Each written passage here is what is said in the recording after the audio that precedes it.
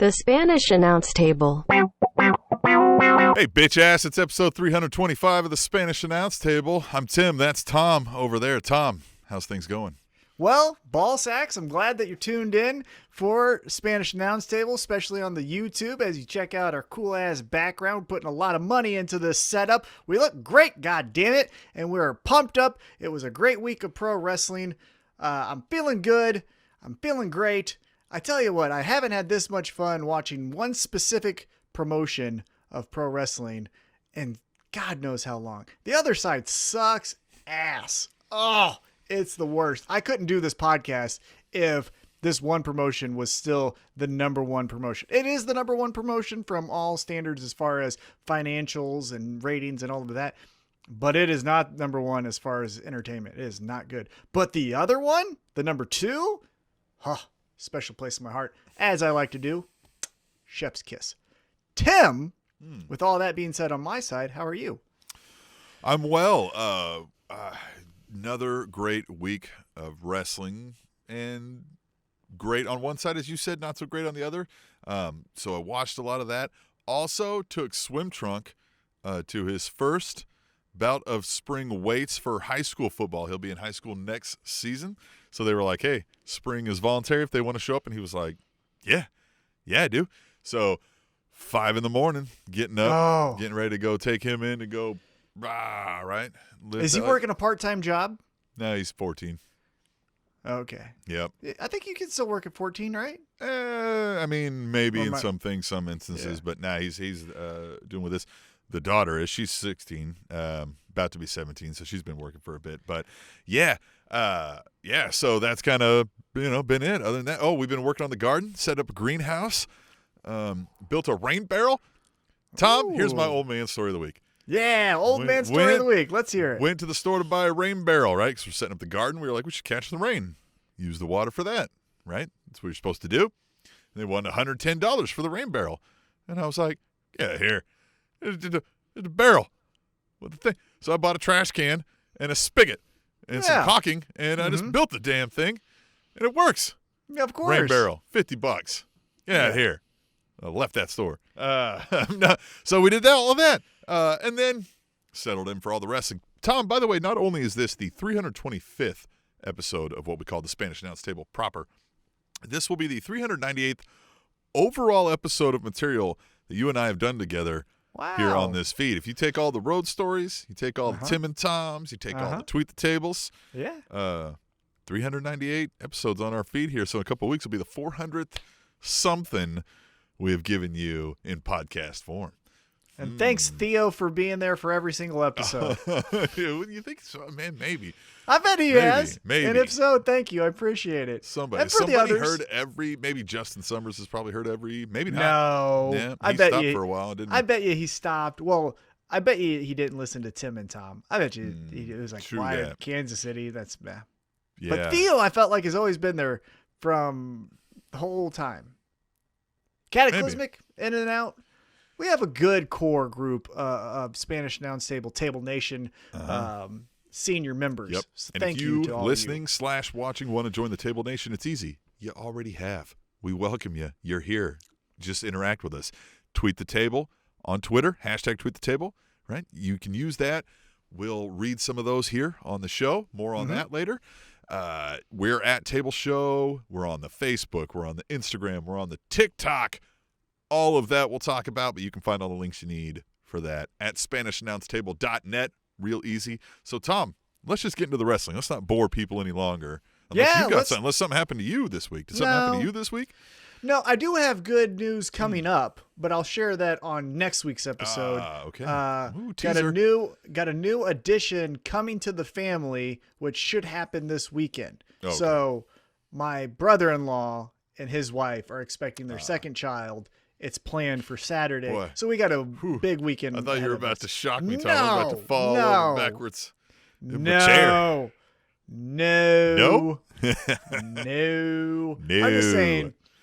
But fun fact about this new child, that it will be not yours. Not ours. But I will be a godfather. Ah. It will be a godchild. So I will Look be at a you. godfather. I've been trying my hardest Side note, they're not going to watch this. Side note, I've been trying my hardest to like use the baby and like recreate scenes from The Godfather, but have the baby in it. I think that would be so funny. Tommy, you got a green screen now? We could really, I know. really recreate. Hold that little baby girl. You can just like stuff some stuff in your cheeks. Yeah. I made him an offer he couldn't refuse. You know? Yeah. That's what I want to do. Mm-hmm. I also, another side note, and I don't know why I'm telling you this, because get to know us. Because it's your podcast. Yeah. Since we have the new dog, now that makes 4 in our immediate family, our nuclear family. It's the 4 horsemen. So I want to, but I want to recreate the Death Row picture, you know, with Snoop Dogg, Dr. Dre, Tupac, and Suge Knight. Excellent. Yeah, I want to do that. That is Anyhow, excellent. Great let's idea. get into pro Great wrestling. Mm-hmm. We had the best show of the week, AEW Dynamite, last night, Wednesday, and it kicked off with a hell of a match. It was a AEW World Heavyweight Championship Eliminator match. Champion Kenny Omega taking on challenger Matt Sydal, with the stipulation that if Matt Sydal won, he would then get a future championship match. Tim, what did you think of this awesome match? The match is what we would expect out of this, right? I mean, these guys are some of the best kind of, you know, let's bounce off the ropes and go 100 miles an hour wrestlers that you're going to find. And I think we got that. I just, you know, with minimal story behind it, outside of, you know, the little mini story of, hey, this guy could get a title shot. I don't think anybody really thought that was going to happen. So I don't know if you caught Excalibur calling him a young upstart, Matt Sydal, and JR being like, he's older than Kenny Omega. Yeah, he is. What'd you think? Well, I thought the interesting point from this matchup was that Kenny Omega, your heavyweight champion, is still in the position to say, I will be the example in this promotion, and I will not only give you an amazing match. It's not going to be your standard, hey, hip toss, da-da-da, boom, boom, hey, I got the win. Now let's get to the story, right? It was, no, I'm going to give you an awesome match to kick off a television episode. Yeah. That's the part where I was more, not amazed, but more impressed from Kenny Omega to say, like, I'm not just going to go in here and make it a squash match or just make it a standard, hey, you know, paint by numbers, you know how my matches go, and then let's get on to whatever's next, right? It was, hey, I'm going to reverse Matt Sydal doing the knee thing from the top rope and throw him into the buckle, and I'm going to have him reverse my V trigger into a roll-up to get a 2 count. Like, it was a really well-structured match, to your point, that didn't really have much of a story. And so Kenny Omega could have easily said, like, hey guys, let's save this kind of match for champ. Yeah, the next time I have a pay-per-view match against Eddie Kingston or whoever it is, right? So that's what I left with saying, like, wow, they kicked off the show with the champ and he gave you full effort. So I thought that was awesome. But yeah, Kenny Omega did get the victory. Matt Sydal did come up on the losing end. I thought Matt Sydal, though, this was the first time that we truly saw Matt Sydal in AEW. You know, he came in, he was the wild card in the Battle Royal, obviously slips and falls. Then didn't really have much going on, and he still doesn't have a true defined character. Now, he does have Mike Sydal, so it's the Sydal brothers, and in AEW, everyone's in some type of faction or team, so at least you found something there. But this was the first time when it was like, if you didn't know who he was, if you never heard of Evan Bourne, and you didn't know of the Sydal guy coming in, after this match, I feel like you should say, okay, we can get behind this guy in a match against Darby Allin or Scorpio Sky. This was the first example of, like, that's why he was the wild card. Mm-hmm. Yeah. All right, after the match, we had Cesar Bononi taking on, is that how you say it? Cesar Bononi? I think it's Cesar Bononi. Bononi. Yeah. Cesar. Bononi. Okay, so Cesar Bononi. Bononi. Bononi. Well, he lost. Yeah. So he lost to the Hangman. He is 2021's big Cass, right? Where we're like, hey, this guy has potential. And I'm like, does he have potential, or do we hope he has potential because he's huge? He's not a bad-looking character. You know what I mean? Like, we want this guy to have potential. And maybe not. I mean, he's not terrible. Don't get me wrong. Every time I've seen him, I've been like, yeah, okay, he needs work, but he's there. Right. I don't think he's, man, turn the channel. Sucks. It's not Men on a Mission from early 90s WWF where you're like, fuck this. Why is this on my television? But to your point, I don't think I'm going to say, guess what, guys? He has to be seen. We got to get more promos out of him. We got to do X, Y, and Z. So I think where he's at is an okay spot. And in this spot on AEW Dynamite, he lost to Hangman Adam Page. Hangman Adam Page still killing it with the graphics. The best graphics in pro wrestling. Good. This week it was has friends in dark places. I mean, you don't get much better than that, right? Hangman Adam Page, the best character all around, 360 with matches, promos, storyline. I think he's the best wrestler in all of pro wrestling right now. Absolutely awesome. I'd have to think on that. And I understand, maybe I'm getting a little too, high and mighty with my takes here, but I also But look at his hair. Hangman.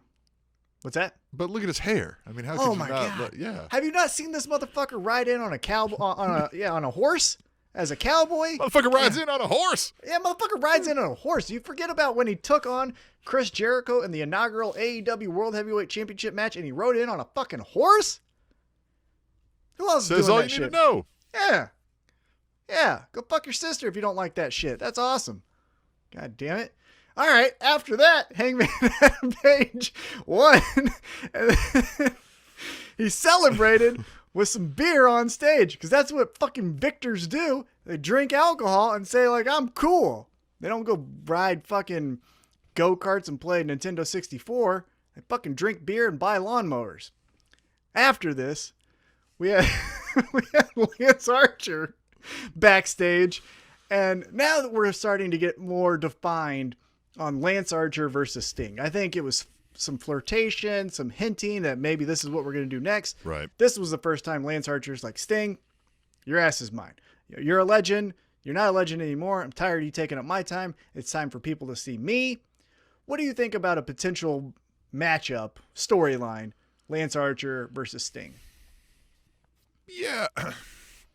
I don't think that'll be terrible. Again, I think Lance Archer's been doing this long enough to be able to work with a guy like Sting, know how to like get Sting into his spots, protect him, but still get over, because this will be about getting Lance Archer over. That's what Sting is on, right? The get the young guys over tour, even though Lance Archer's maybe not what we'd call a young guy, but relatively new to the big time stage in America. So, yeah, I mean, I like the promo of Lance Archer, but I think I always have.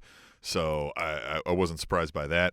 But the match, I think I'll be positive and patient for if I had to be, because, I don't think it's going to be anything that we're going to, man, you remember that Lance Archer Sting match in 20 years? So, yeah, it'll be So fine. what did you think about Lance Archer doing this solo? That was the part that I left more intrigued about, is there was no Jake the Snake Roberts. And if any time Jake the Snake Roberts would be an integral part in a storyline with Lance Archer, it would be with Jake the Snake's former rival, Sting. You know what I mean? Like, he's been there when Lance Archer took on John Moxley, or he's been there when he's kind of that tweener helping out the Death Triangle, doing that stuff. But he wasn't here, and I felt like this was the one time he needed to be here, because he could have told you all the things that Sting was and why he's not that anymore. And then Lance Archer could have came in with the "it's my time." So I thought that was interesting. Yeah, I thought that was interesting too. I mean, I did pick up on that there was no Roberts, but I mean, again, if we know it's just about Lance Archer saying his piece, then it's better not have him hanging around in the background, I think. So, but it's interesting there wasn't the also then, right? Like that both of them weren't saying something. Yeah. You think we get to a point where maybe Jake the Snake Roberts grabs a Cesar Bononi and says, "Hey, Lance, you've obviously blossomed into a, top tier, champion contender. I need to work with someone else. You're good to go on your own." Like, do you think that will ever happen in AEW? I think it would be better if they want to put Lance Archer on a full-time face run to have Roberts go extra creepy, right? Like, you thought you were dark, I'll show you, and then try to bring somebody along, and because even that can help turn that the Cesar Bononi face at the end and be like, nah, man, I don't want to do this anymore. You're weird. Right? Yeah. Like, no, Lance Archer was right. You're a crazy motherfucker, right? Yeah. So after the Lance Archer promo, we got a back-to-back promo because then Tony Schiavone welcomed out Dr. Britt Baker, DMD, and this I thought was the promo of the week. So good. What did you think, Tim? I like the jabs she took at Mick Foley. I like the jabs. I mean, just everybody. She was just brutal and just owned it all. I mean, square up in the mic, not hesitant to say anything, felt all of that shit, and I'm here for it. Yeah, even took a swipe at the veterans that are signing with AEW, saying we don't need to be doing that. We got me right here. This is where you need to have, I don't know what their plans are for the AEW Women's Championship, right? I think, again, Shida is a good white meat babyface champ, It's a good, this is the pillar of this division, the shining white knight, or whatever you want to say there, right? I think she does awesome in that role. But you can't really take her serious as champion when Britt Baker's making headlines and then saying, I'm the face of the division, and the champion's not even going hey, bitch, I got the title right here. What the fuck are you talking about? You're not the face of the division until you're champ, and I'm the champ. I think we need to eventually have Shida at least getting pissed off that Britt Baker's taking all the shine. Because right now, in kayfabe and in shoot, Britt Baker is the topic we're talking about in women's pro wrestling. It's not Shida. So Shida, in kayfabe, you should be getting pissed off and be getting in her face or saying your piece or your 2 cents. So I love the promo. Again, the Mick Foley, it took you 20 years, it took me one night. Legends, go fuck yourself. I'm the shit right here. We need to invest in me, which she's right. I thought it was awesome. Thought it was incredible. Now I'm just intrigued because there wasn't a cliffhanger. There wasn't Thunder Rosa comes out or someone else comes out. So now what's the second part of this Britt Baker story? You made your big splash. Now you've solidified yourself as a top heel or babyface or, talent in AEW. So what do we do next? So let me ask you, Tom. Let's say you're in the room with Tony Khan and he's like, you're right. Britt Baker's got to be the champ. We've got to pull that trigger. But what story are we going to tell? It can't just be, I'm the champ, and she just had this brutal drag out with Thunder Rosa about who's king bitch, basically.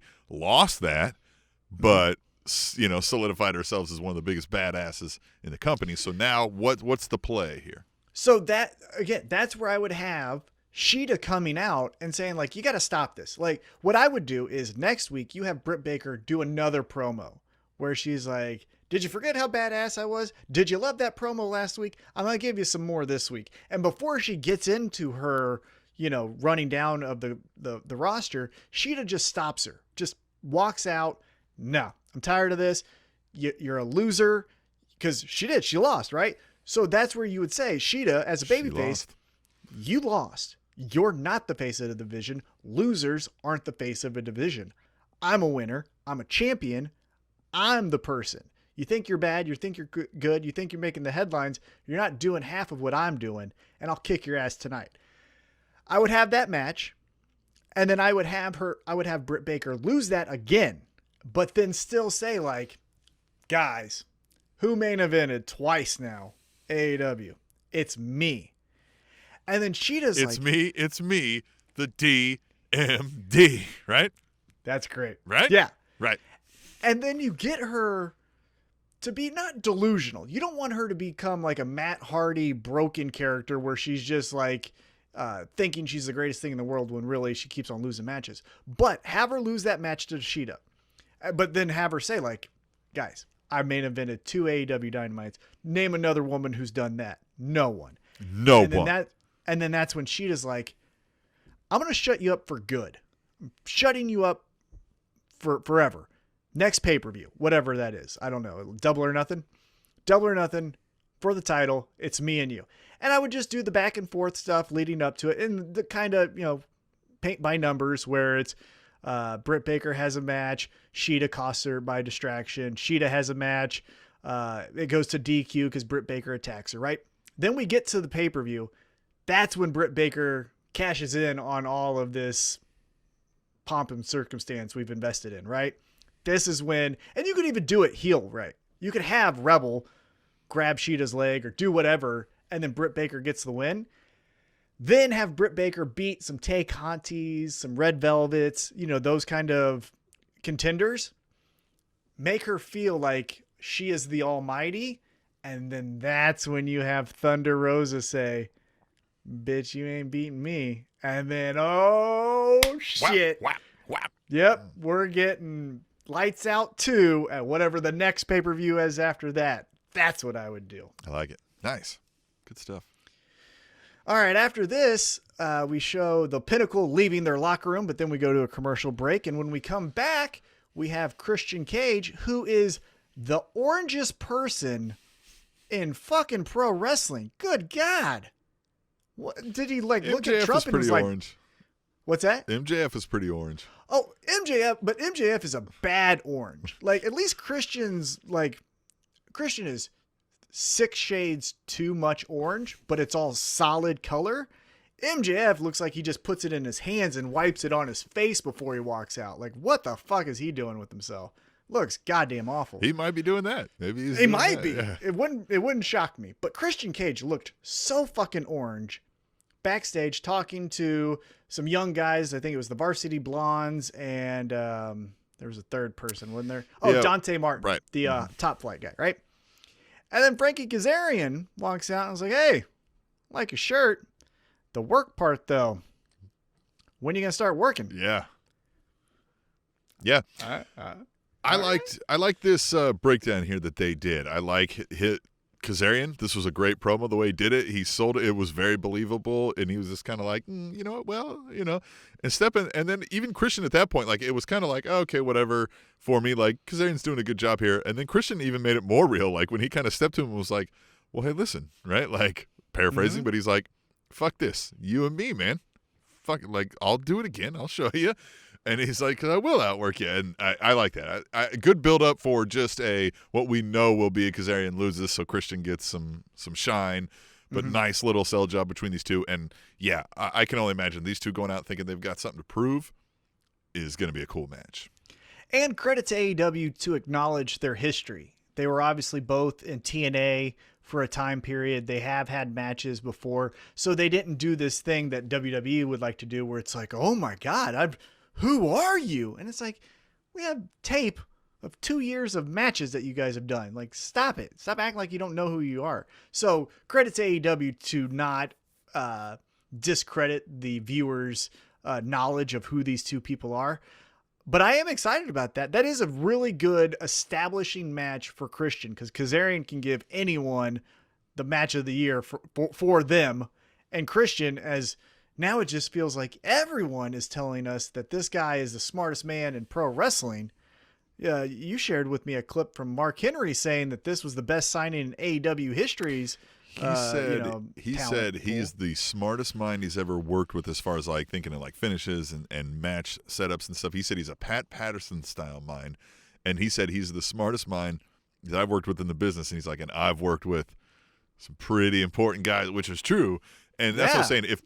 If what Mark Henry is saying is true, that is nothing less than awesome for AEW. Yeah, and then you pile that onto what John Moxley has told Renee Young, obviously his wife, that saying, I thought I knew what pro wrestling was. Then I had a match with Christian and I realized I didn't know what the fuck I'm talking about. The way we're talking about Christian, at least from his counterparts or peers, because Mark Henry would be a peer. I would say John Moxley is more of a next generation. They obviously didn't come up at the same time. Yeah, I agree with that. Yep. But the way these talents are talking about Christian, I feel like we're talking about how we talk about with Eddie Guerrero. Like CM Punk has a very infamous story when in Ring of Honor, he was walking around thinking he was the hot shit. Eddie Guerrero gets released from WWE, comes down to Ring of Honor. CM Punk has a match with Eddie Guerrero and Rey Mysterio, and he's like, I don't know what the fuck pro wrestling is because I thought I knew it was, and Eddie Guerrero taught me I don't know shit. I feel like we're talking about that way about Christian right now, but he's not retired or he's not like passed on. You know what I mean? We talk about him like that usually when they're gone. And I will say this, the times I thought he was best were when he was out of the WWE umbrella. Like he had some cool moments, but like him personally as a character, this Christian Cage, some of his best mic work, stories, and stuff like that were TNA. So maybe if he's allowed a leash that he was never allowed because they just viewed him as that guy in WWE, you know, maybe we'll see a late career resurgence from Christian. And I'm excited. I'm also excited because a thing that we've said multiple times on this podcast is when WWE makes a new hire, it's always the Paul Heymans, Eric Bischoffs, Bruce Pritchards. Before he passed away, Pat Patterson reemerges back into a full-time role. And we've always said, like, who's the next generation of great minds? I am instantly going into, hey, I hope Christian has a great 2-year run, but let's make him the Pat Patterson AEW. Have him sit there with Top Flight and the Acclaimed and say, this is what we're doing. And then make us as the viewers go like, that was the greatest tag team match I think I've ever seen. Right. That's what I'm excited with. Let's just turn Christian into that. I don't even necessarily need to see him wrestle. I agree. Yeah. If he really is that good, then yes, that's exactly the spot he should have.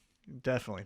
So speaking of the Varsity Blondes and Dante Martin, who were backstage with Christian, they were in action after the commercial break against the Pinnacle. It was FTR and Sean Spears with Tully Blanchard, Wardlow, and MJF ringside. It was good to finally see the Pinnacle in action. I thought it was a good establishment of like, yeah, we can all work together. Check this shit out. And it was a squash match with obviously some offense from the Varsity Blondes and Dante Martin, but more or less this was, hey, the Pinnacle's here. The Pinnacle's going to kick everyone's ass. Post-match, though, we got a promo. What did you think of the promo from the Pinnacle? The promo from the Pinnacle was great. I like how they keep establishing what they're here to do, which is there's not a whole lot of deep thoughts to it. It's just like, well, we're here to win gold and beat the shit out of everybody and be at the Pinnacle and be at the top. And I really like when Tony Schiavone cuts in and he starts saying something and MJF is just like what? And Wardlow's kind of leaning in and then he's like, I'm sorry, did you have something to say? And yeah, that was great. Yeah. Tony Schiavone did the opposite of a mean gene. It was like, nah, you know what? Never mind. Sorry. Yeah. But credit to him, because I think we need to have a little bit more of that in pro wrestling where if the heel, and in this case, I think what was happening was MJF was saying, hey, Inner Circle, why don't you come out here and fight us? And Tony Schiavone says, you know they're not here. Like, stop it.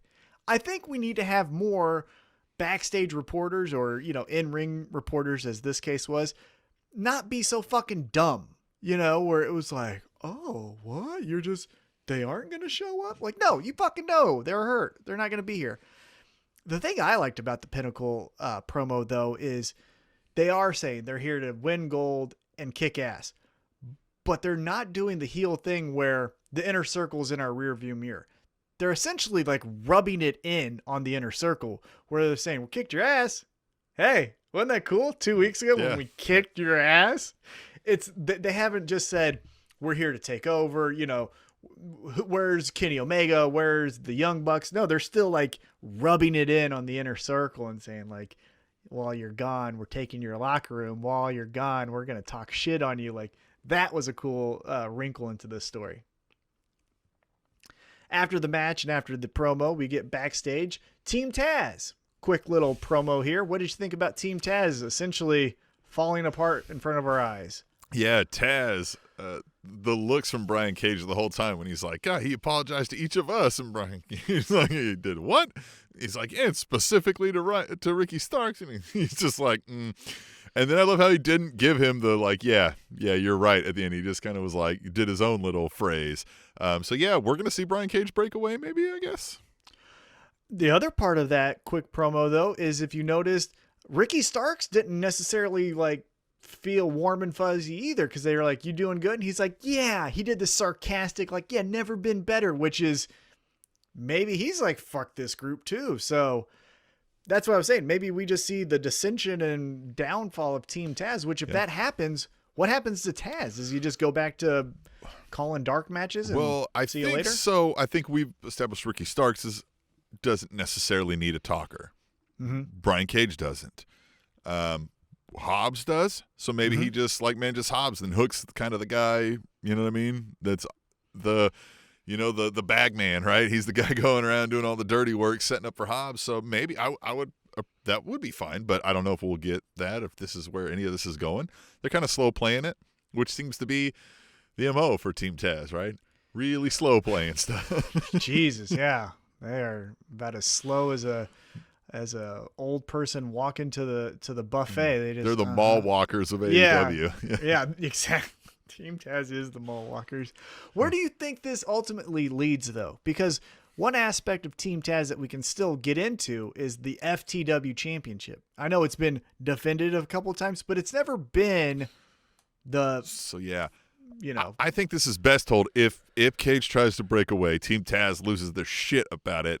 They keep trying to put up Ricky Starks like as the guy to get back to FTW. He's kind of like, fuck, man, Cage is a man. Like, and he's like, yeah, no, I got it, right? But he's like low key scared, and that story could be great. And you know, every time Cage finally does get his hand on Ricky Starks, he starts to just demoralize him. But then there's Hobbs, and then there's Hooks, and you know, I mean, this could be great in that regard. I think that would be great if Ricky Starks is trying to get the FTW back for Taz, right? To honor the name of Taz, and can't, right? Just can't pull it off because it's Brian Cage. He's the machine. Yeah, I even think you could, maybe that's how we get rid of Ricky Starks, where Brian Cage says, hey, I'm not in this. I'm the fuck the world champion, so fuck this world. I'm taking my belt and going. And Team Taz does the whole like, no, that's our belt.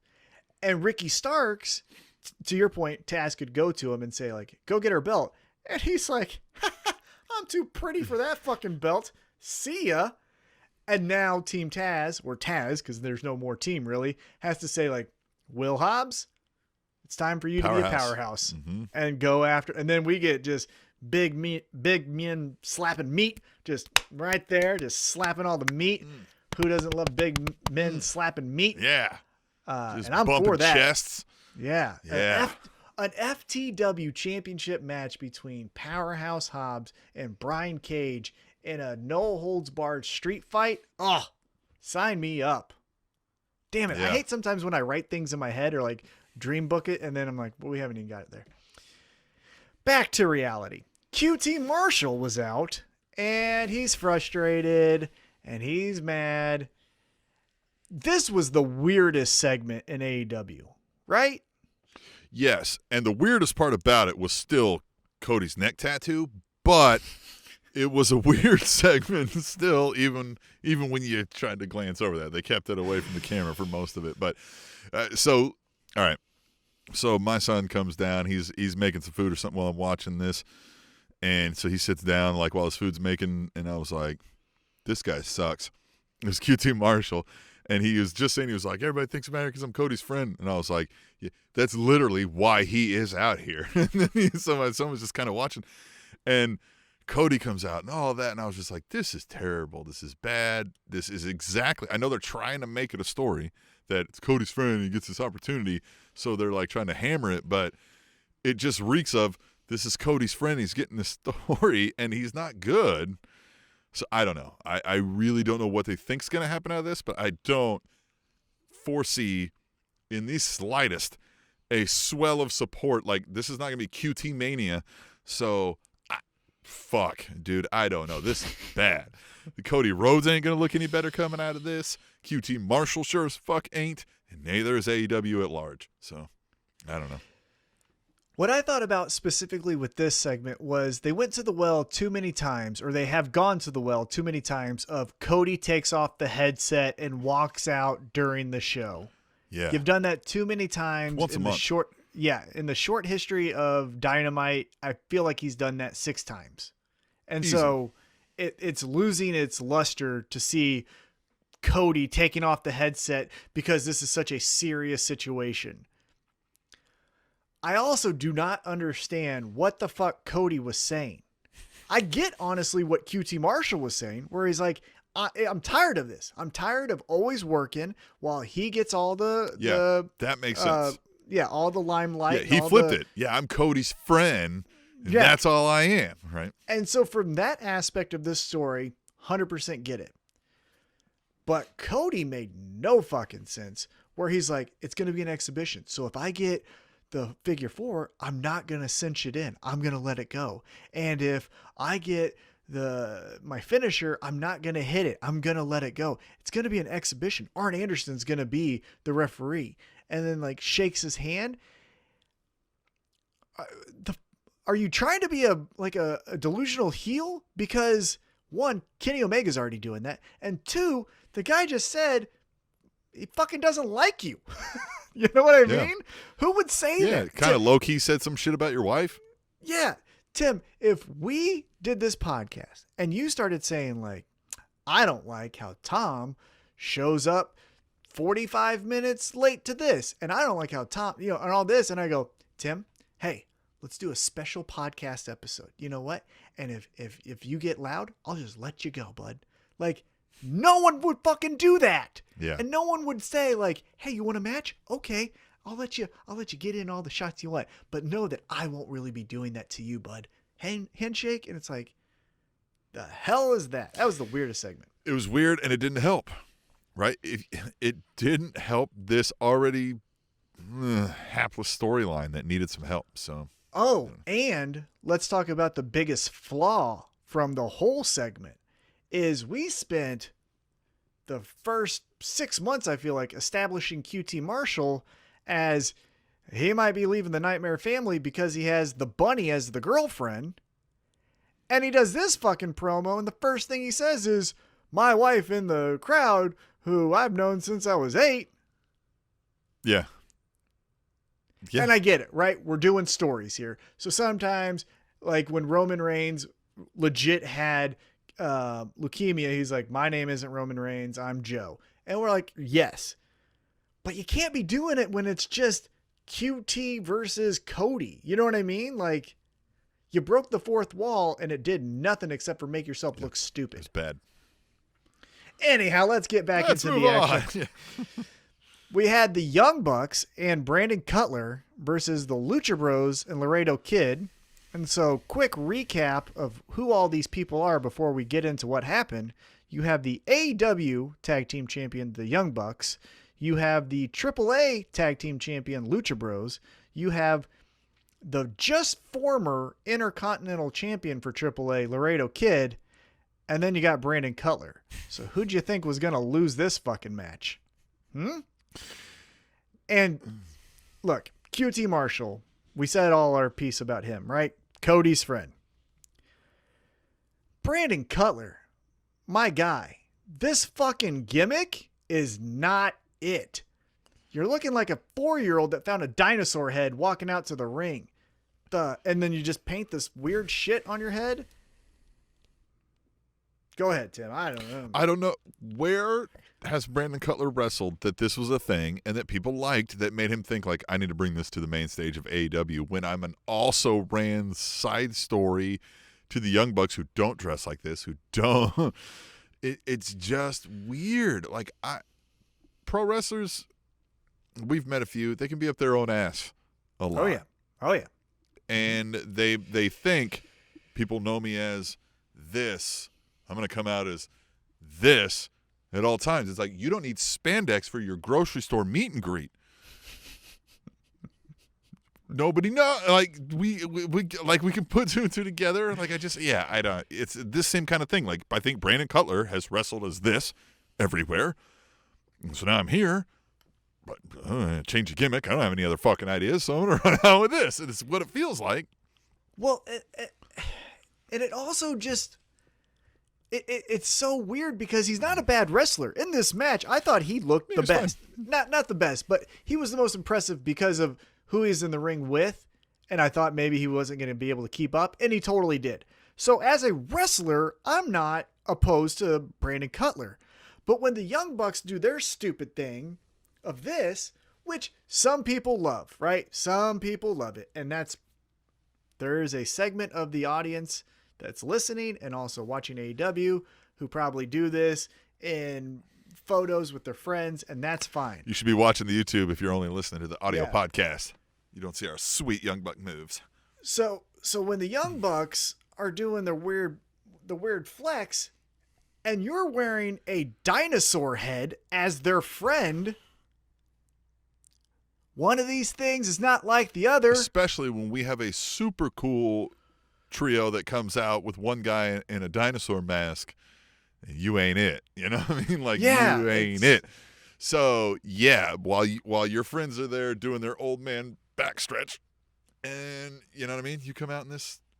It just, I don't know. The gimmick. Again, I'm not saying anything about Brandon Cutler, the wrestler. I actually enjoy watching Brandon Cutler matches as soon as the bell rings, and I do not want to see him after the bell rings to indicate the match is over. Everything in between there, it's great. Everything after it, fucking get the fuck out of here. Anyhow, after this match was where I thought we had some real fun. So Kenny Omega comes out, and he attacks Laredo Kid. And he's walking around. He's like, I'm having flashbacks to Fyter Fest. I know this guy, Laredo Kid, because that was the last time we saw him. And he's kicking him, and he's kicking him. And he looks to the Young Bucks, and he says, hey, I had the chance to go anywhere. I even had the chance to go to New York. And I chose here. But I didn't choose AEW. I chose you.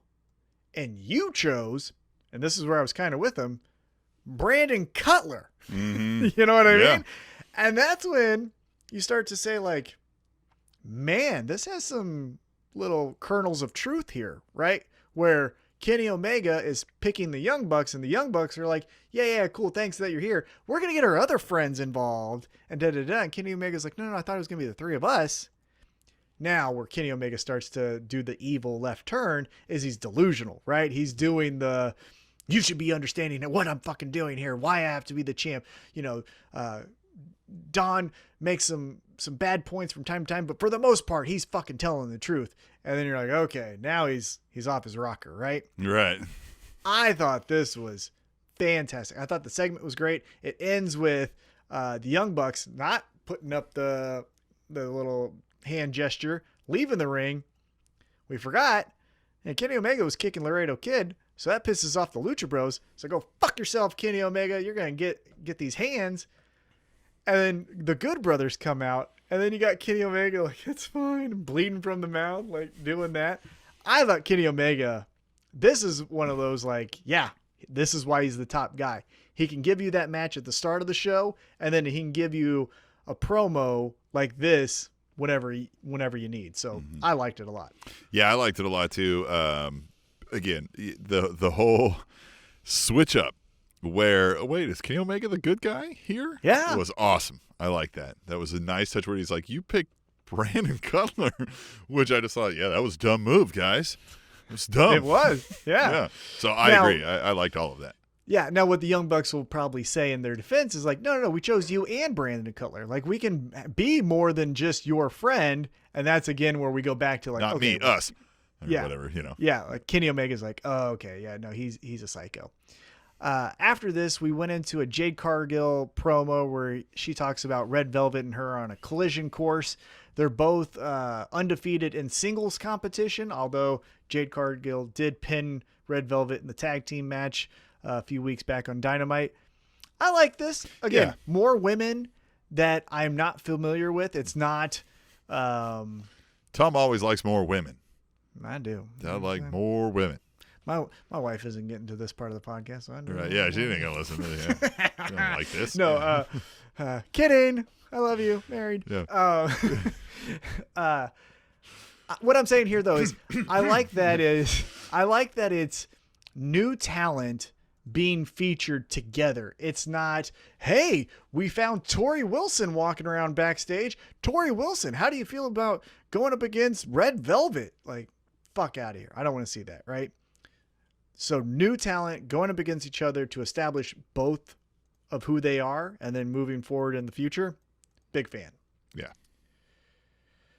Now, after that, we get Nyla Rose taking on Tay Conti. Tay Conti gets the upset victory. What did you think of this whole segment and match? Surprised. Yeah, surprised. Now, I mean, it's not necessarily shocking because you're right. It we pushed Nyla Rose a couple times. Doesn't necessarily seem to be getting over as much as it did that first go-around. So why keep spinning that wheel for no reason? And, yeah, Tay Conti, let's give that a shot. And I feel like Tay Conti's matches are getting really good. Now, I'm not a pro wrestling savant. I'm not going to tell you, like, oh, her side headlocks are so much tighter now. I'm not saying, I don't know any of that shit. I watch it for stories. I don't give real shit about the moves. Just tell me a good story with the match.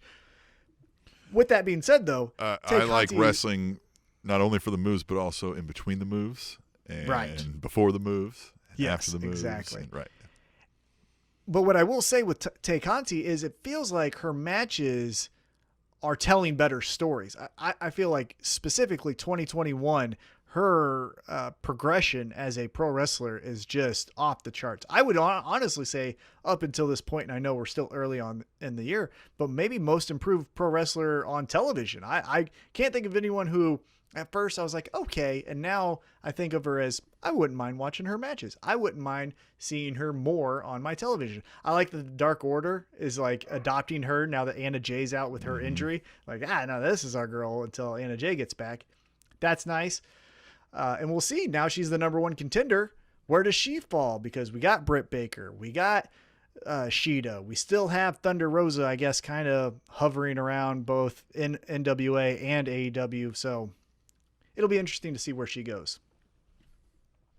Oh, so sorry. Got a little off track. I did miss the money segment of AEW each and every week. Backstage promo. It's Eddie Kingston and Jon Moxley just saying, good brothers, you're going to get these fucking hands when we get healthy. Yeah. I like how Moxley was incredulous. He's like, you really think like you want to do this with us? Like, you think you're going to be more brutal than us? You think you're going to like, this is your decision? Yeah, all right. You know? And I like how he kept like tapping on Kingston's leg, and Kingston's like, God, you fire. I get it. Yeah, right? It's really hurt. Okay, we all know it's hurt. Yeah, so fun. Those two. Oh man, I know we want these guys to both be like top guys running every major storyline, but like the two of them together is just feels like I would watch a regular hour-long drama with these guys every week. So, Tony Khan, I know you're watching. Thank you so much for the support. I got a show idea for you. Hi, Tony.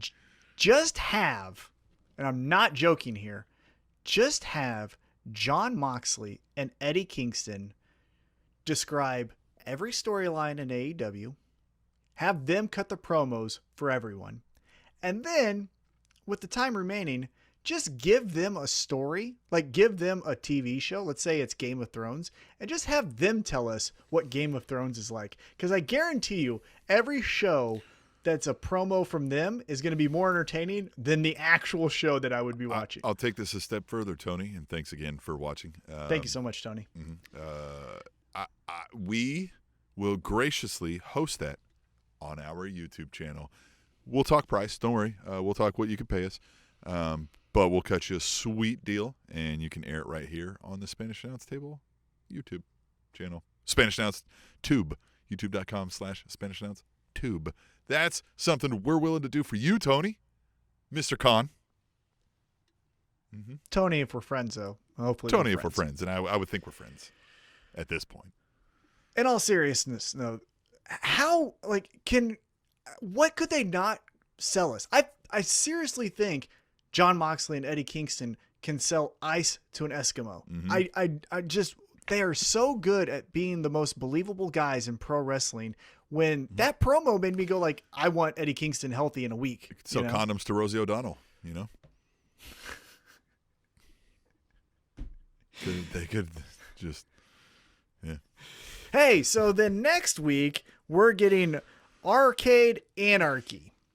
Tell me what you think about Arcade Anarchy. It's going to be Miro, Kip Sabian, Orange Cassidy, Chuck Taylor. Give me your thoughts. My thoughts are we're going to see them throw them into arcade games. And it'll be cool the first time they do it. And then they're going to do it 70 times in the match. And we may get a cool spot where he does something, he makes fun of some video game themed beatdown. But I feel like it's going to come up short than what they're selling it as. I agree to a certain extent. What I will say is I'm not looking forward to it. This is not Stadium Stampede. This isn't the Mimosa Mayhem, any of those things.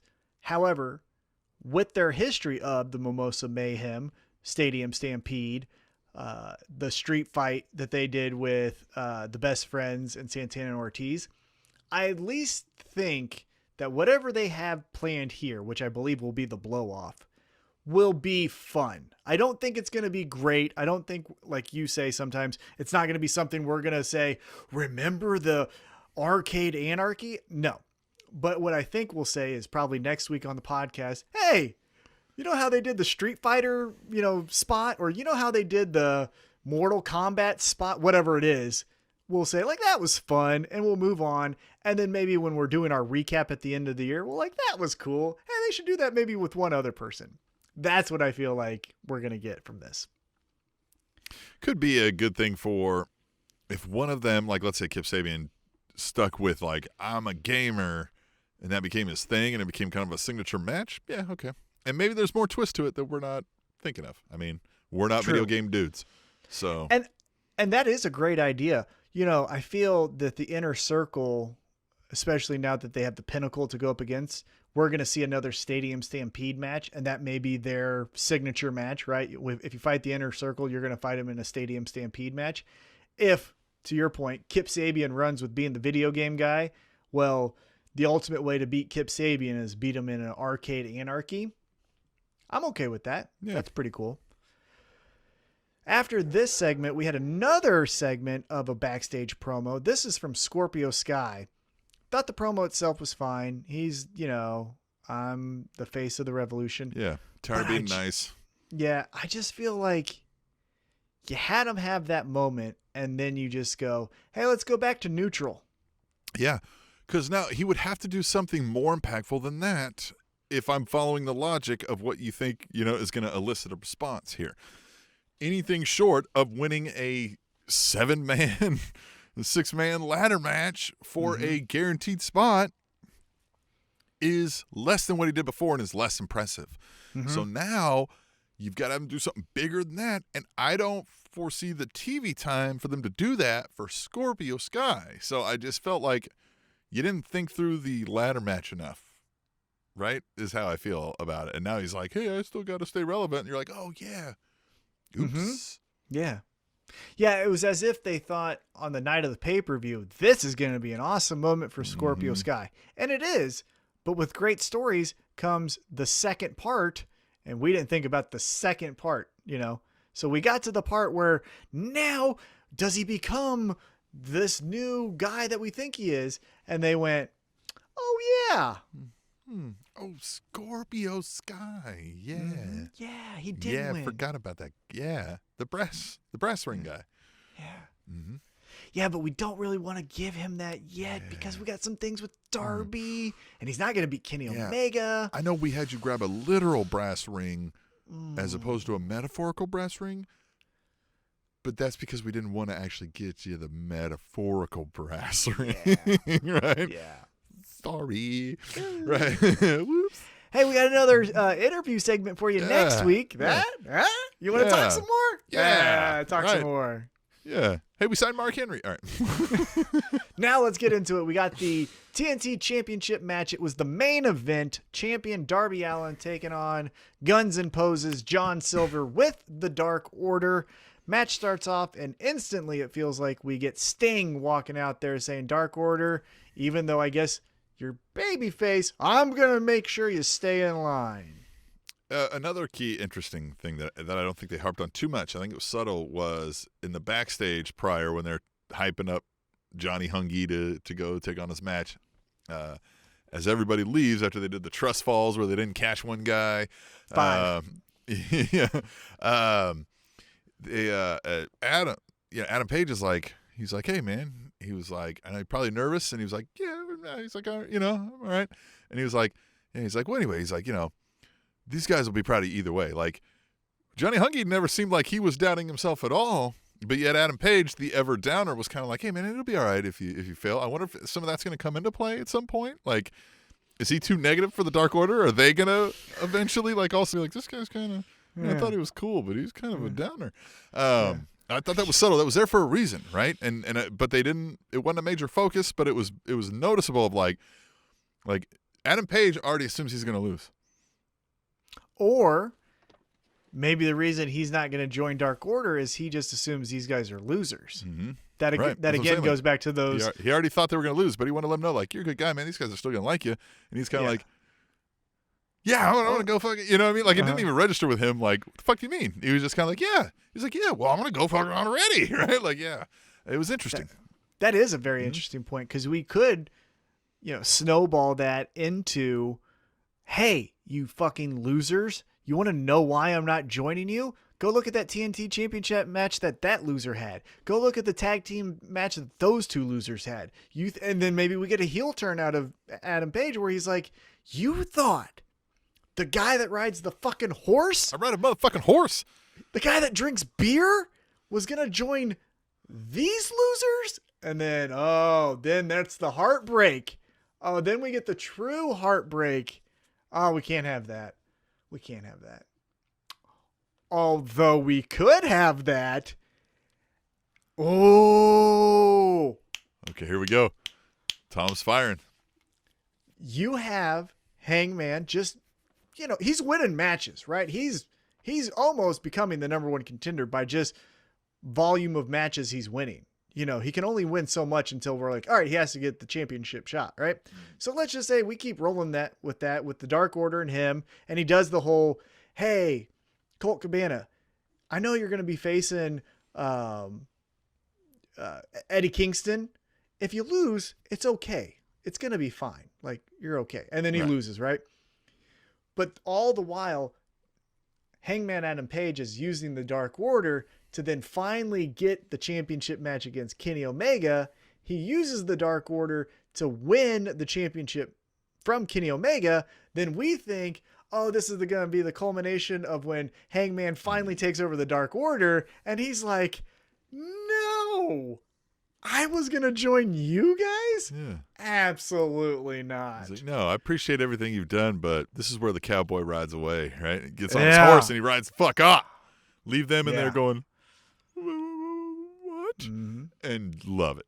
Yes. And then you can go with Dark Hangman, Black Knight just comes in there to kick your ass. I don't need anyone. I'm a loner. Not Stone Cold, but flirting with Stone Cold kind of character. Whiskey Cowboy. Yeah, Whiskey Cowboy. I like that. So let's get back into this match. Darby Allin, John Silver. Thought it was really good. Sting. Okay, what are we doing? Yeah, I don't. What are you, Darby Allin's protector now? Like the guy who jumps off fucking buildings and shit, and he needs you to watch over him while fucking a 4'7" guy fights. Like, I get, but this is what we're doing now. I really thought, honestly, with him lurking for as long as he did, right? I thought we were going to get the heel turn from Sting. I know, but of course not. We'll never get that ever. It'd be great. We should clip that, and when he does go heel, we should play it. But what do we do with Sting and Darby Allin? Because again, we have Lance Archer lurking in the background, and you would think Sting is maybe worried about his surroundings with the Murder Hawk monster coming after him, but nope, he's still gonna big brother or father Darby Allin, and it just feels like we did this. You can move on. You can. Here we go. Team Taz isn't here anymore. They already have their own problems. Sting can do anything else. Anything else. Oh, what if Darby Allin says that? Yeah. Sting, you can go do anything else in AEW, though. The whole world is your oyster. Anything else than fucking hang around me anymore. It's weird, Gramps. Yeah, I would much prefer to see Darby Allin dig in and go heel. Give me some meat to the Darby Allin character. We've seen enough from Sting. Like, anything he does, he's a Hall of Famer, world class, on some people's Mount Rushmore. Like, he's going to do nothing here in AEW that makes me be like, and then Sting became the greatest of all time, right? Like, it's done. So have him help build somebody else. A Darby Allin heel turn? I'd be much more into that than albeit a Sting one would be Sting all-time. Would be all-time. Maybe it's a bad idea. But normally with insert veteran here, you would think. So, I could buy into a Sting one. But, a Darby Allin one would be just as badass. Yeah, you have some things you can play around with, because you could do the, hey Sting, I know I'm taking on Carl Anderson and the Good Brothers and Kenny Omega are going to be out there, but I'm fine. And then he pushes Sting and he's like, you fucking asshole, leave me alone. Or you could keep going with Sting saying like, you need my help. I'm going to fucking help you. Fine, if I'm not going to help you, I'm going to take you out. And then that's where we get the match of Sting versus Darby. Yeah, I sometimes think that's where the help someone needs is tough love. And then baseball bat to the nutsack. Which Darby Allin's like, more. But anyhow. Darby Allin was very reckless during this match. Just no regard for his body. He sold for John Silver so incredible. Some of the moves felt like, are you wanting to hurt yourself? Like, do you even need John Silver in here? Like, do you just want to jump off the building? Just give him a what the fuck are you doing, pal? Yeah. Darby Allin gets the victory though. And post-match, Matt Hardy and his group of, collage wrestlers come out and they're just beating the shit out of everyone. Chaos ends the night with Darby Allin fighting Matt Hardy, Matt Hardy's crew fighting the Dark Order, Sting fighting just anyone. I like when they do that. That's sometimes fun. Sure. Just some chaos. Yeah. So overall, what'd you think of AEW Dynamite? It was fine. I mean, I don't think this was the best episode ever or anything like that, but I mean, there were some storyline nuggets, new directions, so I thought it was a good A show. Right? I will give AEW credit for this. As much as I will get nervous about, oh God, we have Christian and we have Big Show and we have Sting. Okay, now we have Miro, and we have Miro. We just saw that Andrade got released. Is fucking Andrade coming here? This episode, to their credit, is John Silver, Darby Allin, Tay Conti, Britt Baker promo. Britt Baker is, I know she's someone, but she's an AEW person for the most part. You even had Nyla Rose, Laredo Kid. Like, you didn't have this just, it's old timers, isn't this TNA? So credit to AEW for putting two of their homegrown talents, because we obviously know they've wrestled other places, but they're homegrown talents in the main event. And we're not just doing, hey, don't you want Christian and Big Show up against each other? That's our main event. Like, credit to them for at least doing the new talent push, which is always something I'm in favor of. So, all right, then AEW, we like that. But let's move into the WWE side of things. And there's a lot to dig into, but I don't think we like a lot of it. And we're just going to kind of go through the highlights. Now, we had the appendix of WWE pay-per-views. We had Fastlane, and yeah, it was before we're not going to break down Fastlane in the card, because we're going to cover some of these topics as we just covered WWE, Raw, SmackDown, NXT, Fastlane as one. But what were your thoughts on Fastlane before I dig into any individual topic of it? It wasn't an event that lived up to its name, though. Yeah. It wasn't fast. Yeah, it's true. That slow crawled lane. by. Yeah, you're not wrong there. Well, and one of the first things happened, there was a Retribution breakup. What? Yeah. Also, it was the debut. If now, I know we still have. No, I think this was the last event on WWE Network. So for many of the WWE subscribers, this was their first experience on Peacock. Yeah. And it sucked. Yeah, I said my worry was we're not going to have like a start from beginning, pause, rewind, and we don't. And I don't know, I'm going to buy it. I don't. Tim. Fun fact for anybody listening / watching before Tom gets into this. Mm-hmm. If you don't need start from beginning, pause and rewind and back up, you can get that without paying for a Peacock subscription. In fact, you might be able to start from beginning. Anyway, so you were saying, Tom. I feel like I need to, before we get into Fastlane and the rest of the WWE, I feel like I need to do an editorial here about my comments from the previous week on how Peacock isn't bad. Yeah. There's so much to do. Now, there is. It's still impressive for the dollar amount, the amount of content you can get on this streaming service. Sure. Saturday Night Live, all of their past shows like The Office and Parks and Rec, and then you get the WWE Network. Here's where it is not fun. One, the number one thing, like you said, pause, fast forward, rewind. Can't do it, so that sucks. Two, and we'll get into this a little bit later, but if you watch any of their specials, they have built-in ad breaks, even if you get the non-ad subscription. So they fade to black and fade back when you're watching Stonecold interview Randy Orton, even though you're not wanting that ad. You don't see an ad, but you shouldn't also see a fade to black and then fade back to content. That sucks. And then third, and this is a kick right in the dick. Now, NBC says, hey, some of your content isn't necessarily what we're looking for, so we're going to make some edits to some past events that happened on your television. So this match isn't going to get shown, and ECW is going to get tweaked. And it's like, okay, this sucks. I don't want to watch NBC's version of ECW. That is not in my wheelhouse. I'm not interested in that. And so I think I'm done. Yeah, there's no reason for me to pay for this service now. I think I'm done, man. Yeah. If you're not going to give me, and what they did on the network, when you would watch an ECW that would have some grotesque violence or whatever it was, they would give you a disclaimer. This is rated, MA for violence, sexual content, yada, yada, yada, right?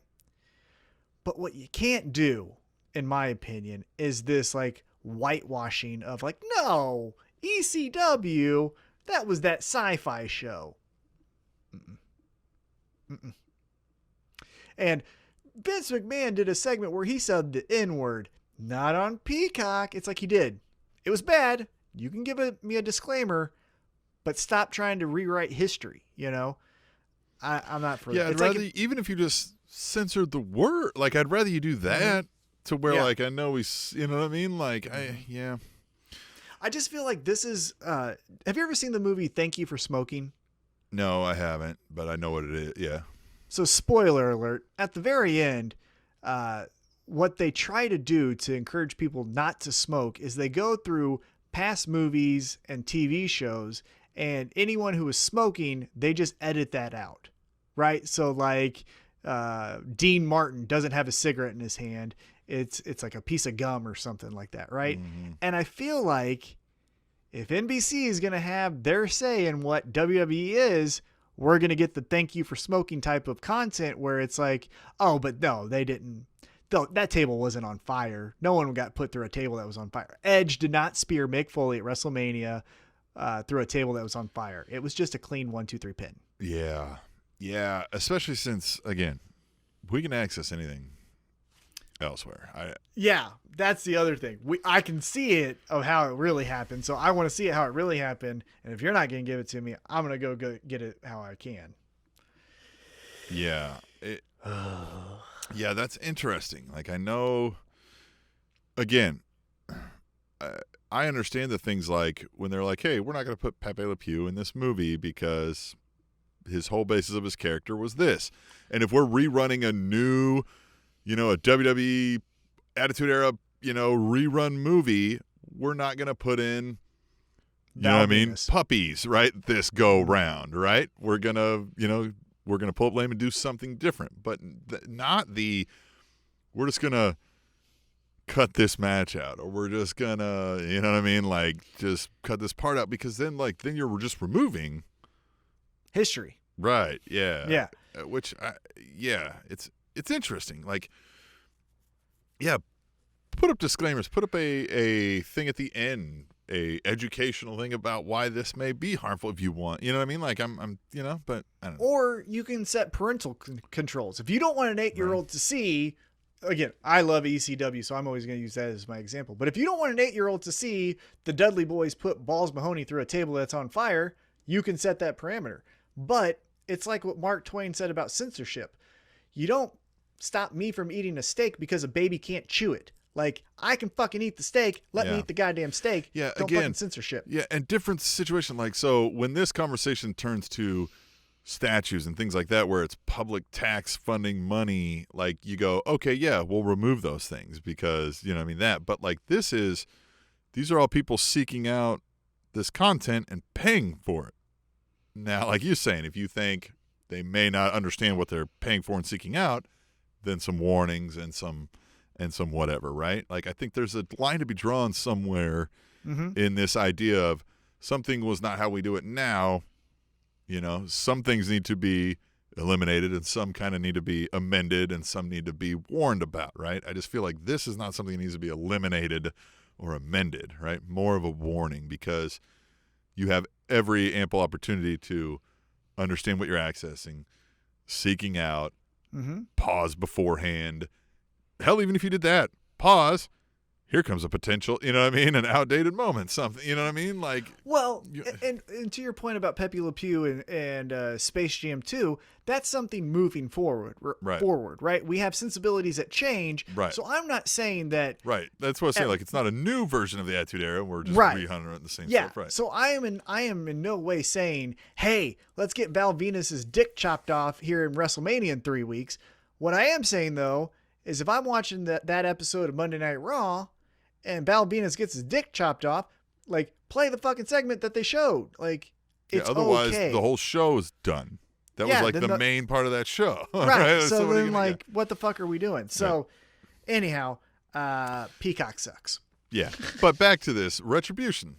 Is this done, or is this a sidebar? You know, they slammed him. They said, shut the fuck up. Stop yelling at us. Yeah, I don't know. I'm not too concerned. Yeah. Because it has no stakes, right? There's no consequences. If Mustafa Ali gets chokeslammed and the two guys say, we're out of here, okay. Yeah, we'll probably never see them guys again. Or if we do, what's Mustafa Ali going to do against two of those big guys, right? Yeah, right. In kayfabe. Yeah. So there's no consequences to the action. And I know we'll talk about subjects here, but one thing that I wanted to talk about real quick before we get into those subjects is WWE, especially going into WrestleMania, feels like regular season baseball. Mm-hmm. And what I mean by that is, you might get some good games during the regular season of a Major League Baseball game, right? You might see the Blue Jays play the Yankees and it goes 13 innings and it wins on a grand slam walk-off home run. But there's no consequences to that, right? The games keep going and we keep churning forward. And that's what WWE feels like, where nothing is being pushed to the forefront. Nothing is must-see TV. So, much like a Major League Baseball game, I can miss a week of this and come back and I didn't miss anything. Yeah. And that's what you guys feel like right now, WWE. You're doing a lot of stuff where Retribution broke up, which means nothing. Yeah. When people talk about the Attitude Era, and what one of the major draws of the Attitude Era was not like, I got to see what zany thing they're going to do next. It's that you had to see what was going to happen in the storyline next. Now, often it was zany and over the top, but it was can't miss programming. If you missed it, somebody was going to be like, holy crap, they said this, then that, and then plot twist, and then this, and then that. And they're like, what, that changes everything. You go, I know. They don't do that anymore. Not even fucking close. Like you said, here's something you can do. You can do this. And I know somebody who used to do this when I participated in another podcast. They didn't watch any single Raw, Smackdown, nothing. They only watched the pay-per-views. And you knew all the story because they tell you all of the story in a vignette, because they can compress 4 weeks into a 1.5-minute vignette. because they don't tell any story anymore. Yeah. Yeah, and they don't even try to, and I guess where I get even more upset, especially now, and I know Fastlane may be the exception in one regard to a storyline, but for the most part, there's no moments trying to be created by WWE. Where, if you go back to what we were just talking about with AEW, that show was just a showcase of their talent, their homegrown talent. John Silver, Darby Allin, all of those kind of people, right? But they created a moment and some hoopla with the Britt Baker promo.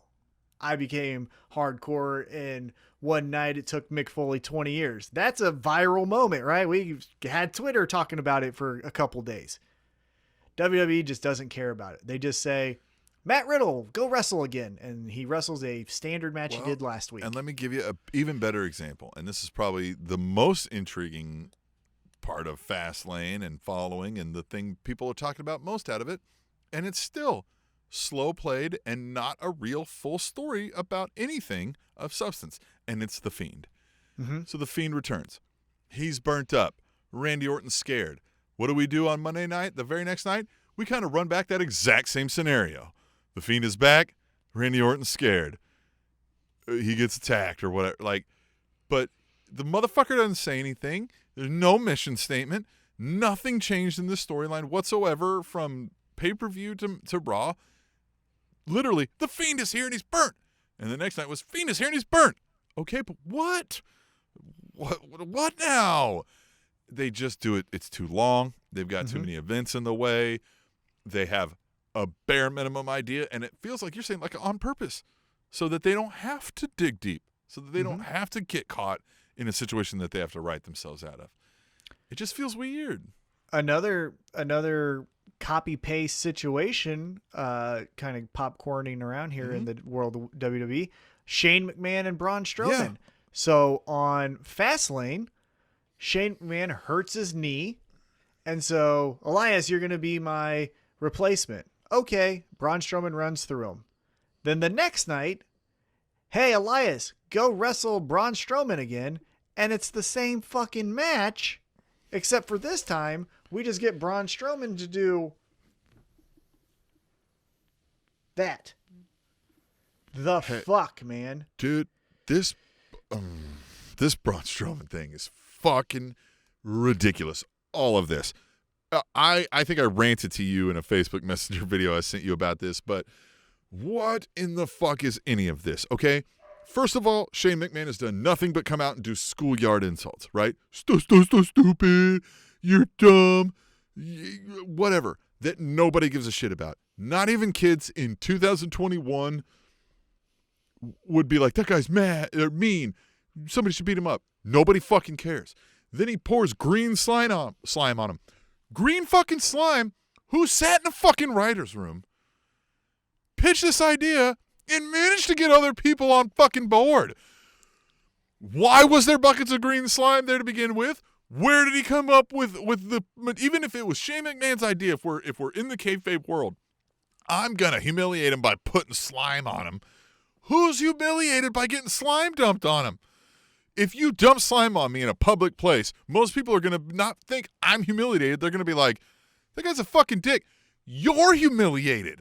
You know what I mean? Like, again, it's this, it's fucking, I don't understand what it is.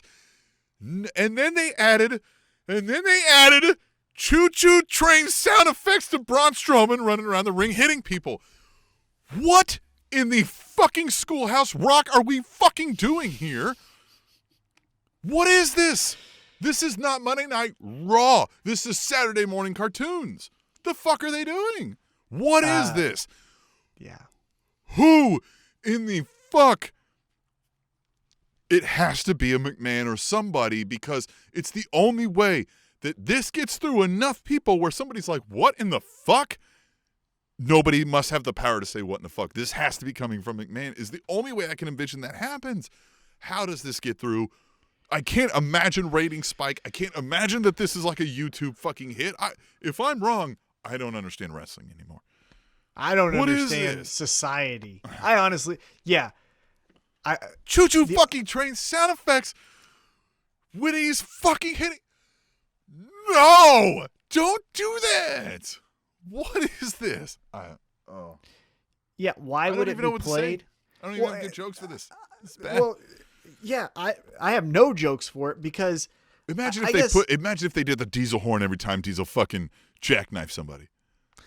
And that's what I'm getting at. Is so it would be one thing that I could say isn't good, but I can excuse if, let's hypothetically say, back a couple years ago, that Bobby Lashley did that move, right? The run around the ring, shoulder tackle everyone. He could do that move just like Braun Strowman. He's just as big, right? And during that time, you had Leo Rush have a fucking boombox or some type of speaker that, like, when Bobby Lashley was about to start his run, he's like, oh shit. And he hits a button. Right. Remember when DJ Z had it like a, right. Right? Like, great. And so, like, you could say this is a character hitting a noise for his friend or for his client or whatever it is, right? Yeah. But where you jump the fucking shark is that production. Yeah. The fourth wall being broke that. Yeah. Because you go ahead. Because then we can just do Matt Riddle has a haze of smoke around him 24/7 or so follow the logic. I watching it, even if I'm in the kayfabe world, I know Braun Strowman doesn't magically conjure a train sound behind him. So I know somebody in the production booth is doing that. That means they're waiting to see Braun Strowman get a running start after somebody, and they go, oh, time to hit the noise. What if he misses? What if he pulls up short? Did you play that sound and we're wrong? You know what I mean? Like, do you misfire? Because you would if this was really going on. So I expect to see some misfires. I expect production thinks he's going to run, and he trips and falls and Tituses himself under the fucking ring. And we got a choo-choo saying, you know what I mean? Like, what the fuck?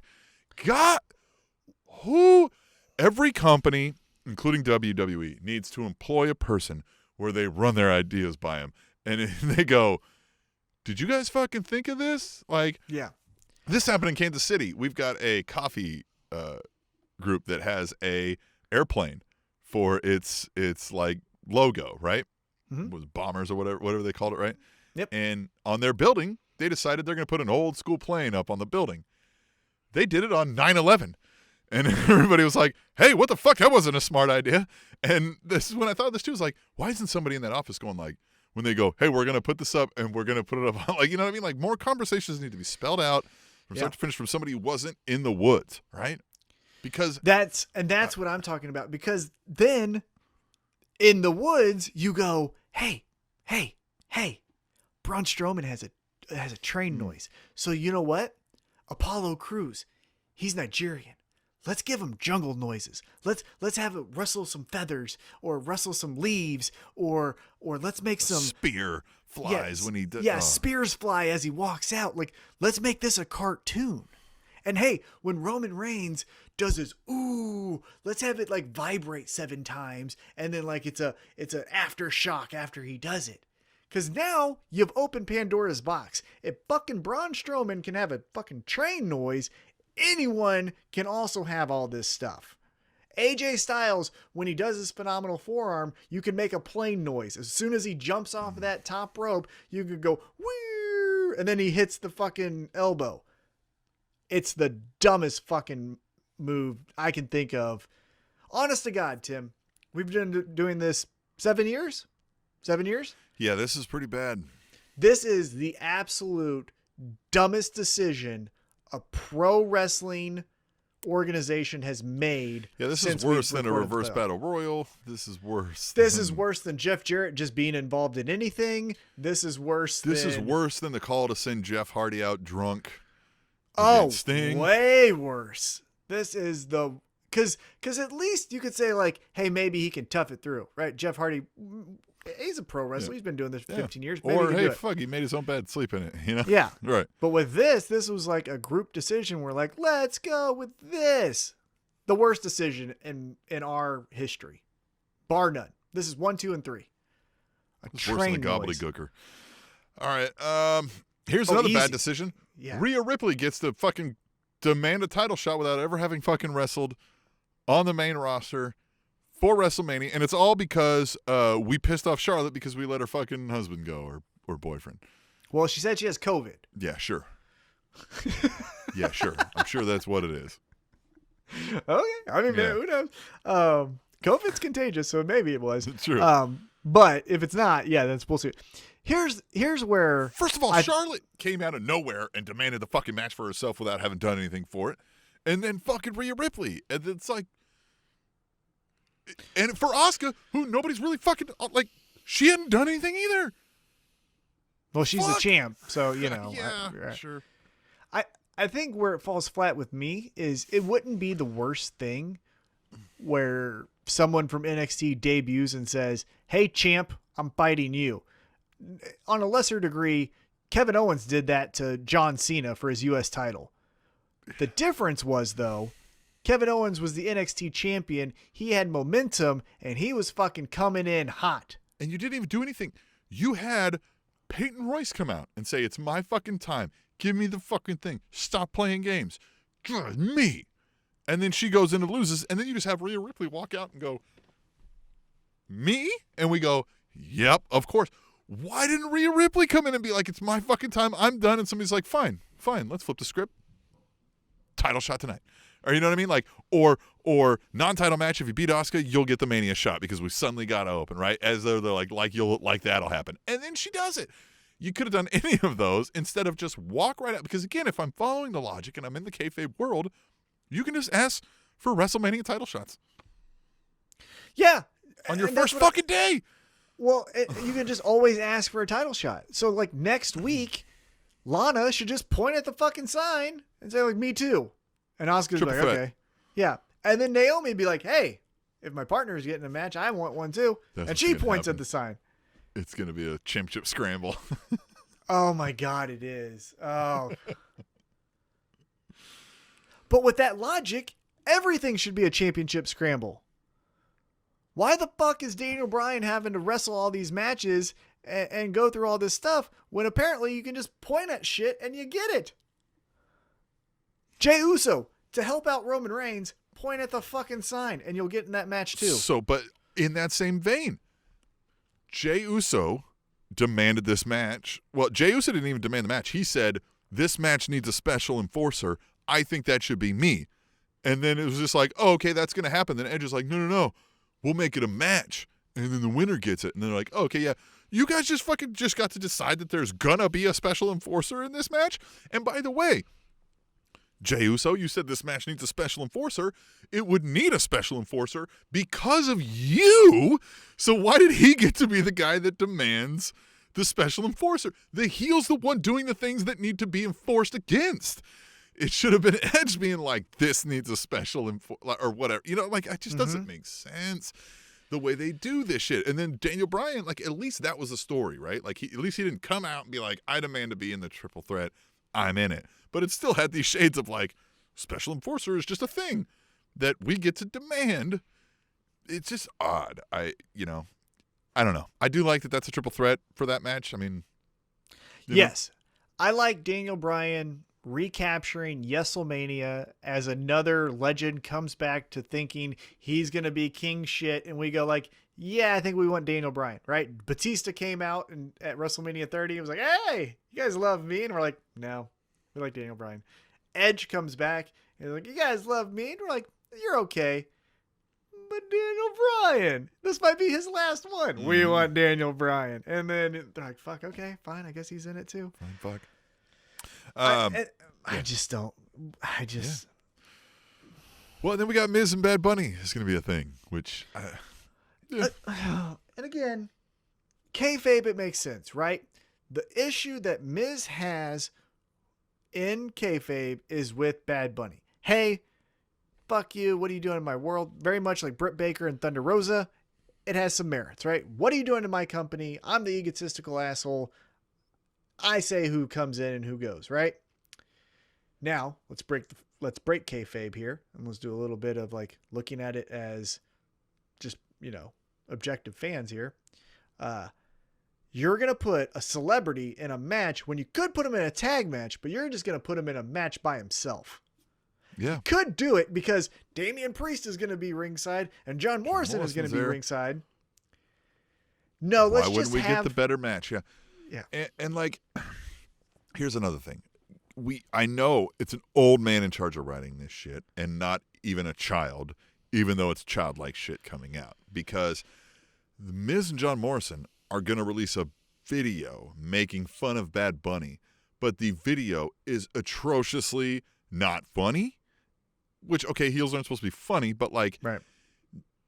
Somebody who wrote this thinks that like, if you had, let's say Tom is an artist, Tom is a world-renowned platinum artist, and I'm going to make fun of him, and I make a goofy, dumb fucking video.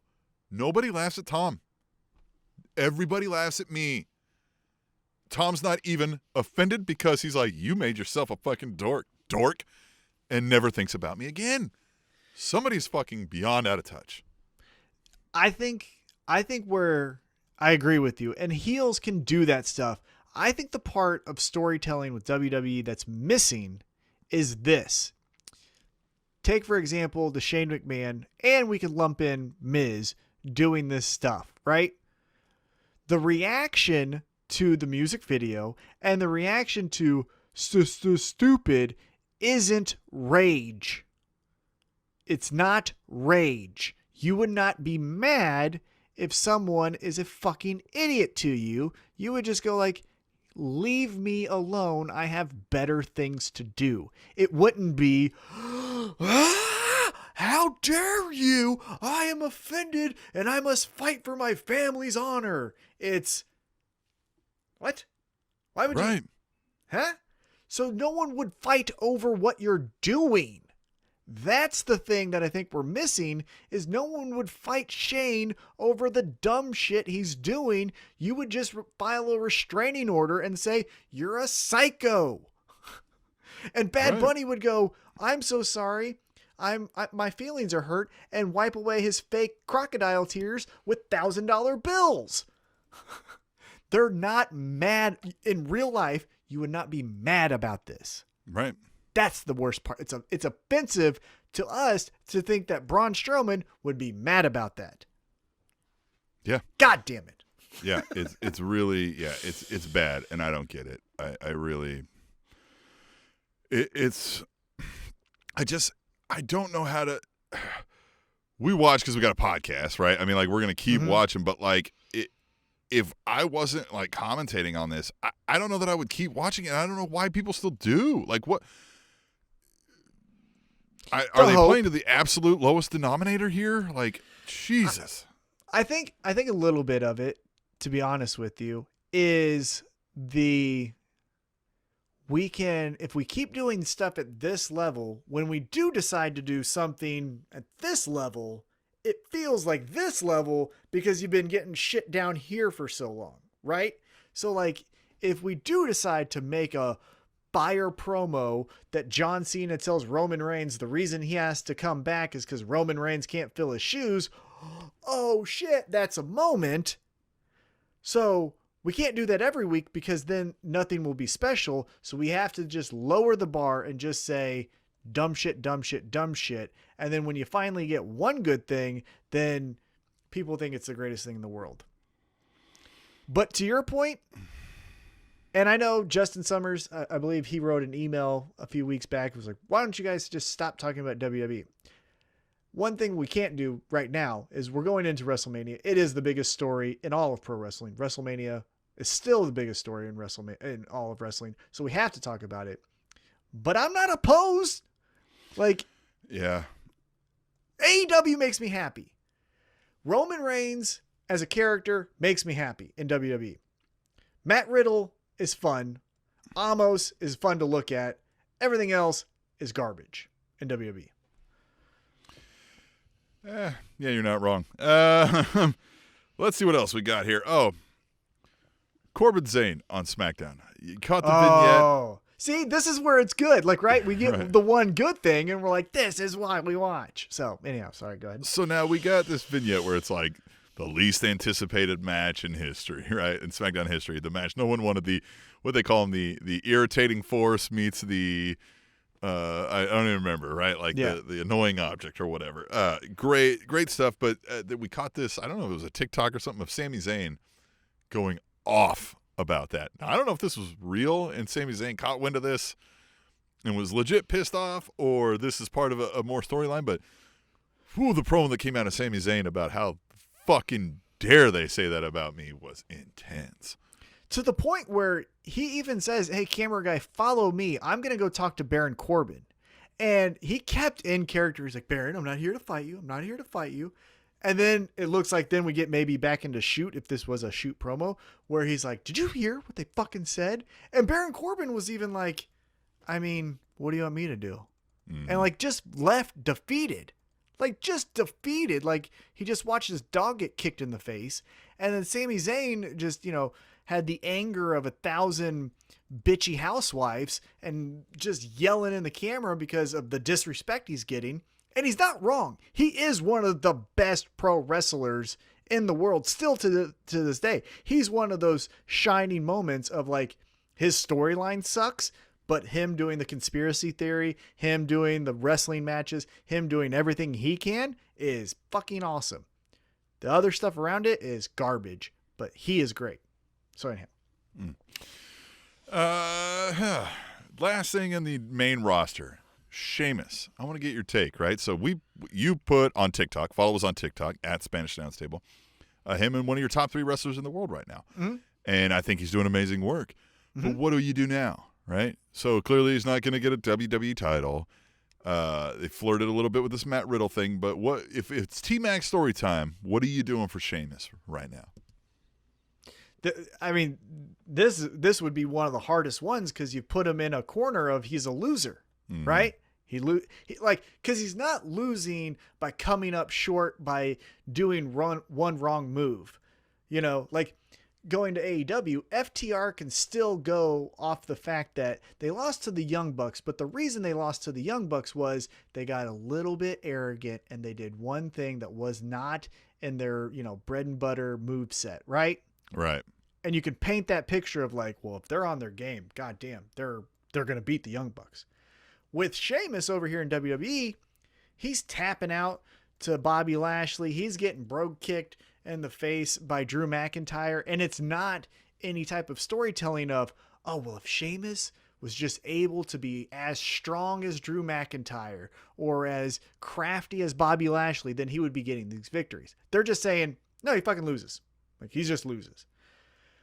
So I don't really know what you would do with this one. I don't know. Because you can't do a tag team again, right? Where like he resets with the Cesaro, because you did that with Cesaro.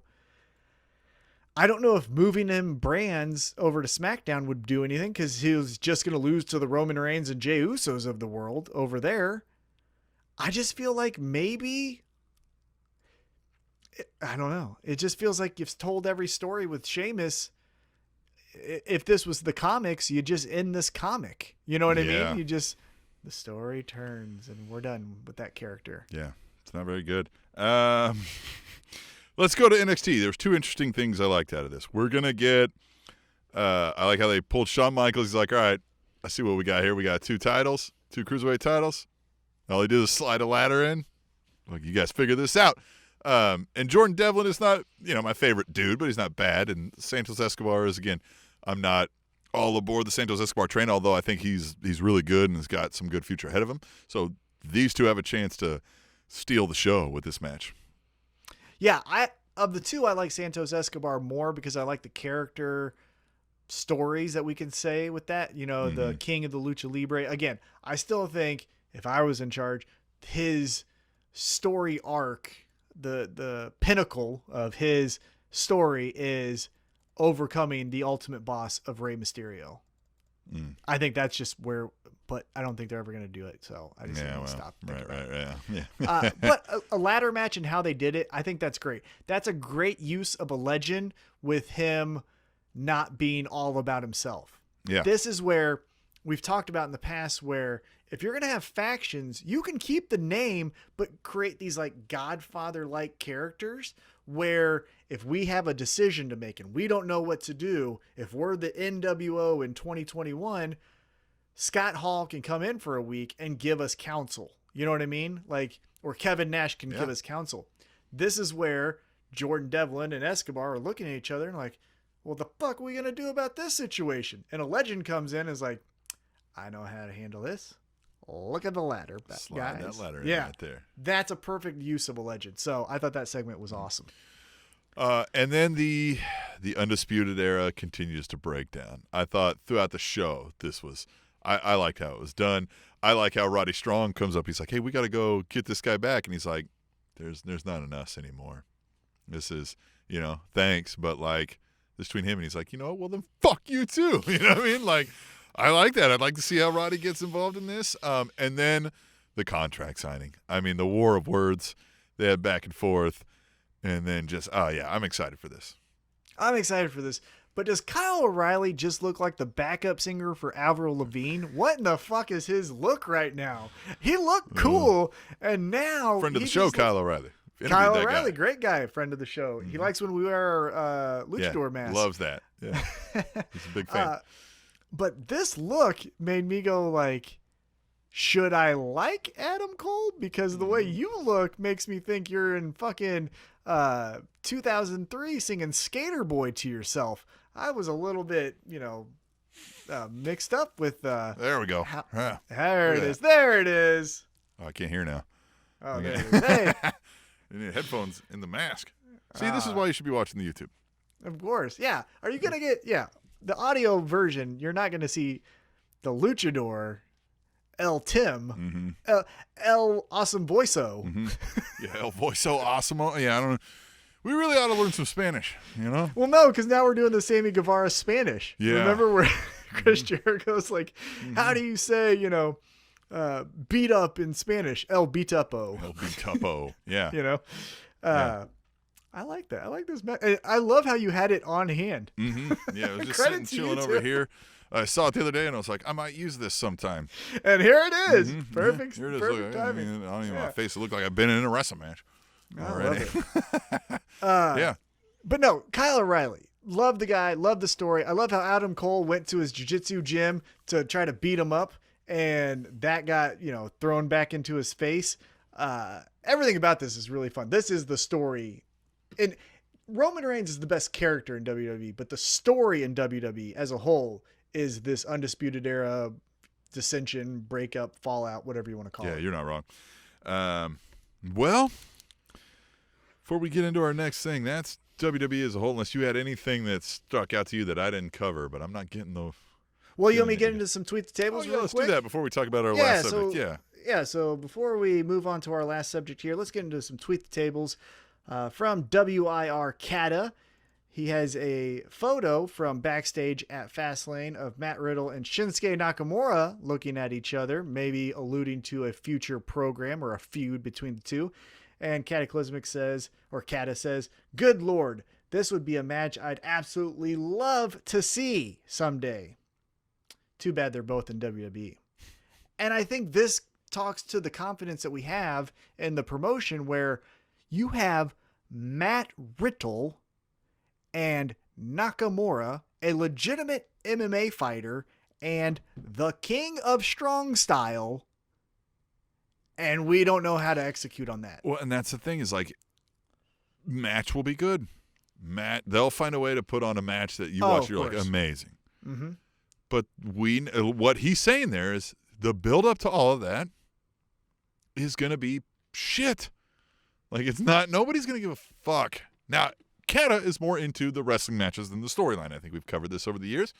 So that's less of a hit to him, but like, he even realizes, it sounds like the match is going to be hindered a little bit, and the storyline is going to be it's going to be generic and childish.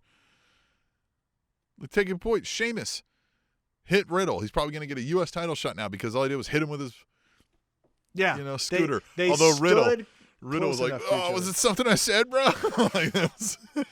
Because Riddle plays that lovable goof that I think anyone can be like, I have a friend like that. Now, maybe it's we do have a friend like that. Yeah, but maybe it's like chemically substanced, of why he is that way. But still, an MMA fighter turned wrestler who likes to smoke a lot. I can't think of anyone. Yeah, I don't. I don't know. Anyhow, so let's get into our next one from @Theo75. I don't want your opinion on this. Now, Theo, love you. Yeah, the tweet gets a little sideways here, but I want Tim's reaction to it here. So he says, @Theo75, Alexa Bliss can make chicken crap into chicken Alfredo. She pretty much carried the Apex bathroom break, and the return of The Fiend was great. 15 out of 10. So we alluded to The Fiend returned. Now, we kind of shared our 2 cents about what that was. However, with this Randy Orton Fiend, I want your 2 cents on Alexa Bliss. How do you think she's doing in this role? She's the only one that's carried this. I mean, he's right. She's carried the whole entire storyline. I mean, Randy Orton's had a few things here and there, but like it's all been built around this. Like Alexa Bliss is carrying the name of the Fiend. I've even seen some thoughts that might not actually be Bray Wyatt. Like something's happened here. He's still stalling out, and we haven't heard him speak yet. We haven't got a whole lot of close-ups on the guy. It's in a burnt-up match. They still may be stalling time. May not actually be him for all the fuck we know. It has been her carrying on, but again, it's been for nothing. She's been the only intriguing thing out of it. So yeah, she might be able to turn it into chicken something, but I still feel like this is a lot of chicken shit, and this could be one of the. I don't know. I don't know what they think. This is scary. Like, guy popped out from under the ring. Like, I get, yeah, okay. So you burn him, he's dead, he's back, okay. But like, look, the Fiend mask was already a mask, right? And we understood that, okay, this guy's got personality problems, so he puts on the mask when he's the Fiend, right? Mm-hmm. So it's not like he's actually turning character. Like, even in the kayfabe world, we kind of understand that. They haven't necessarily said that, but they've kind of, you get the idea that he's not really turning into a Fiend outside of his own mental switch, and then he dresses up as such. But now it looks like you put a mask on the mask, and it's just really starting to get hard to be behind this, you know? Well, my concern with as good as Alexa Bliss has been in this storyline, and she has, mm-hmm. I've always found her intriguing and captivating. Totally new for her character, totally intriguing. Yeah, done well and acting with it. 100%. Of course, and when she bumps up against some of the women in WWE, it's intriguing. The stuff she did with Asuka, where Asuka was just completely dumbfounded with what the fuck. The little character changes she does when she was wrestling Alexa Bliss, it's all been, Nikki Cross, it's all been awesome. However, we're leading into this match now with Randy Orton and The Fiend. So what does Alexa Bliss do? Yeah, what does she do? Because she can't just stand there ringside. You know what else I've really been annoyed with? You know how many memes and bullshit statements I've heard about, like, how Randy Orton's the luckiest guy, Randy Orton's the real winner, his wife must be pit. Like, Jesus Christ, we've gone full sophomore with the... Oh. She fucking sat on his midsection, guys. She wasn't even sitting over his crotch. Like, she was on his fucking stomach, guys. It's the loserist version of, isn't that cool? No. Even a woman I'm attracted to, her sitting there isn't some guy. It's the type of guy that nuts when he puts on a condom. That's what we're getting from. So much all over the Facebook, all over the Twitter, all over the fucking it's the dumbest thing. You just told on yourself on how much of a fucking loser you are. That's what fucking you did. Virgins. All right. But what I was getting at with the WrestleMania match, is this going to be a Firefly Funhouse match? Is that the only way we can do a reset on Bray Wyatt, right? Randy Orton enters into this world, and then we can do the like alteration of now the Fiend, kind of like the swamp match. Now he's something else. What if it's a Firefly Funhouse match and Orton loses, but it cures him of the voices in his head? Yeah.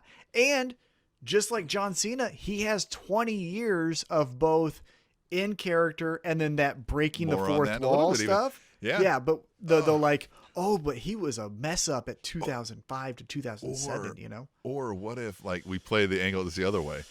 Bray Wyatt's I have always been the voices in your Oh, head. that would be great. Right? You've heard Yeah. the voices. It's been me. And then, like, he can just start saying some things that, like, we've never heard before, but Randy Orton's like, the fuck did you hear that? Right? Like, who the fuck told you that? Right? Like, and then we're like, oh, shit, he is the voices in his head, right? And that would understand, and then we could Two of them. understand that. It's him and her, the voices. Yeah, and then this is that connection of why Bray Wyatt and Randy Orton have always had this collision type of bumping into each other. So Book it. Book it. But yeah, I Book think it has to it. be a Firefly Funhouse match, It right? ought to be. Yeah. It can't be a normal match in front of a Tampa crowd of 20,000. Well, if you like what we just did here, you should join the crowd, join the Table Nation. Use hashtag Tweet the Table on Twitter. Now, you can follow us on TikTok at Spanish Downs Table. You can follow us on the Facebook, Spanish Downs Table Podcast. You can even follow us on Twitter at Table Show. Instagram, we're Spanish Downs Podcast. SpanishDownsTable.net, all of those things. But hashtag Tweet the Table gets you in the motherfucking game, right? That's going to put Gang, you gang. riding in on a horse, coming in to give us something to talk about, right? Right? Spice the show up a little bit. Join the Table Nation. But you mentioned Randy Orton. I want to talk a little bit about Randall K. Orton because he was on the Broken Skull Sessions podcast on the WWE Network Peacock thing. And we talked about the Sasha Banks one. This one was good as well. And you kind of hit it up to me, told me, like, hey, make sure you watch this because the self-awareness out of Randy Orton was Incredible. neat. Yeah. That was the biggest thing I took away from this is that a person in his position could have easily, and people in his position in other industries and also in pro wrestling have a million times done the, huh? Mm-hmm. How cool was that, right? Yep. So what we did, brother, is we were thinking about this spot and he said, well, why don't you do this? And I said, actually, why don't we tweak it a little bit? And then that's the magic you saw. We've seen a million people say that.